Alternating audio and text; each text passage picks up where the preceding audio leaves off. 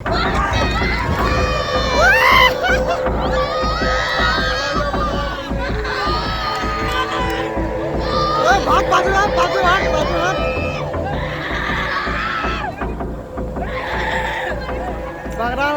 मैं प्रशांत और आप देख रहे हैं द एच न्यूज। देखिए, बेशक बिहार टैलेंट से भरा है और बिहार के विद्यार्थियों में सरस्वती का वास होता है, लेकिन अगर देखेंगे तो बिहार के डॉक्टर और इंजीनियर के जो कारनामे हैं वो कई बार ऐसे हैरत अंगेज होते हैं कि आपको विश्वास नहीं होगा कि ये किसी चरवाहे ने किया है या फिर किसी डॉक्टर या इंजीनियर ने किया है। कुछ समय पहले की घटना है, आपने देखा था किस प्रकार से एक मरीज का पैर टूटा था तो उसके पैर में प्लेट लगाने के बजाय कार्टून लपेट दिया गया था और उसके ऊपर से बैंडेज किया गया था, जबकि करना क्या था कि उसमें प्लेट लगाकर और प्लास्टर लगाना था। अब चलिए एक इंजीनियर का करतूत दिखाते हैं। अररिया जिला में बकरा नदी के ऊपर बन रहा पररिया घाट के पास जो पुल था वो ध्वस्त हो गया।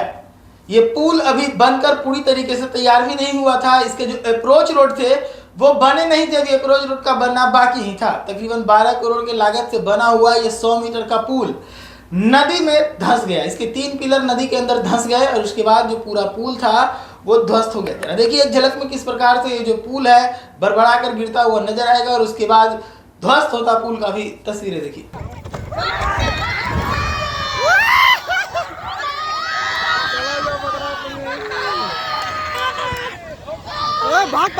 और देखा आपने किस प्रकार से एक बार फिर से बिहार के अंदर पुल गिरा है और एक नया नवेला पुल जिसका उद्घाटन भी नहीं हुआ, जिसका अप्रोच रोड भी नहीं बना था। और ये मैं आपको बता दूं कि साल भर के अंदर तकरीबन ऐसी तीसरी घटना है जब नया नवेला पुल ही नदी के अंदर समा गया हो। इसके पहले भी एक पुल ध्वस्त हुआ था जिसको लेकर आप लोगों ने खबरों में देखा था किस प्रकार से बवाल मचा था।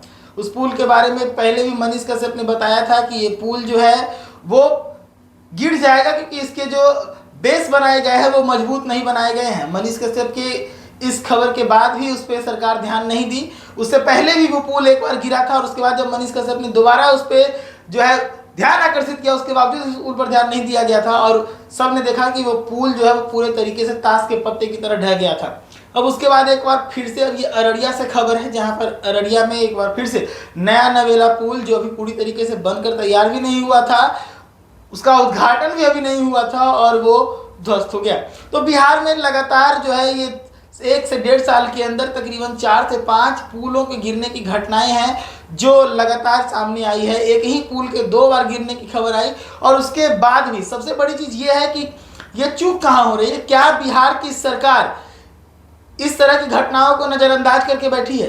क्या बिहार का प्रशासन इस तरह की घटनाओं पर ध्यान नहीं दे रहा? क्योंकि ये सभी घटनाएं जो है वो कहीं ना कहीं लापरवाही के ही नतीजे हैं, या फिर बिहार की सरकार भी कहीं ना कहीं इस चीज को लेकर जानबूझकर सुस्त रवैया अपना रही है कि फिर से कोई नया काम करने से अच्छा है इसी काम में पैसा लगाया जाए।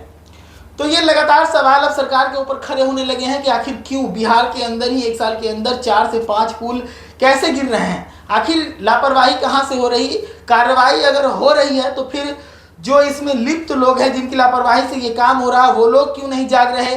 वो लोग इस पुल को बचाने के लिए कोई नया रवैया क्यों नहीं अपना रहे? और सबसे बड़ा सवाल कि जब पुल बन रहा है तो इसके जो इंस्पेक्शन होते हैं, इसके इंस्पेक्शन किन आधारों पर किए जाते हैं कि पुल बनकर तैयार हो जाता है और उसके बाद भरभरा कर गिर जाता है। ऐसी तमाम खबरों के लिए जुड़े रहेगा द न्यूज के साथ। धन्यवाद।